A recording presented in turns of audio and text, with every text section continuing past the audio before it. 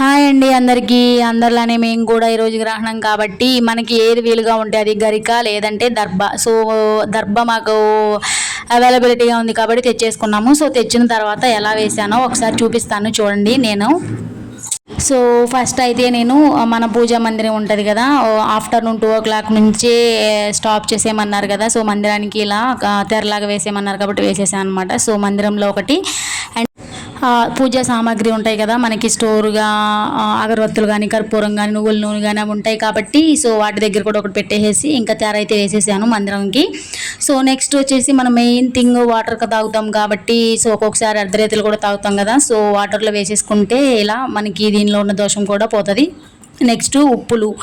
So కళ్ళుప్పు దగ్గర కూడా నేను కవర్తోనే పెట్టేశాను జాడీలో. సో అందులో ఒక దర్భ వేసేసాను అనమాట. నెక్స్ట్ అయితే మాకు ఇంకా నిల్వ ఉన్నది ఏంటంటే పచ్చడి. సో మాగాయ పచ్చడి ఉంది కాబట్టి దానిలో కూడా ఒక దర్భ వేసాను. నెక్స్ట్ పెరుగు ఉందనమాట మాకు, కొంచెం పెరుగు. సో ఆ పెరుగు అంటే తినకపోయినా మనకి నెక్స్ట్ డే తోడుకి కూడా కావాలి కాబట్టి ఖచ్చితంగా పెరుగు అయితే ఉండాలి. అందరిలో ఉంటుంది నాకు తెలిసి. సో పెరుగులో కూడా ఒకటి వేసేసాను. అండ్ ఇంకా ఎప్పుడు అసలు పిండి అనేది నిల్వ ఉండదు. బట్ ఈరోజు మాకు ఒక రోజుకి సరిపడా ఇడ్లీ పిండి ఉంది. సో దాని లోపల ఒకటి వేసాను అండ్ దాని పైన మూత పైన కూడా ఒకటి పెట్టేసాను. ఇంకా ఫ్రిడ్జ్లో కూరగాయలు అయితే ఉన్నాయి, వెజిటేబుల్స్. సో ఆ వెజిటేబుల్స్ కోసం కూడా కింద దర్భ వేసాను. అండ్ పాల ప్యాకెట్ ఒకటి ఉంది డీప్లో, సో దాని దగ్గర ఒకటి వేసాను.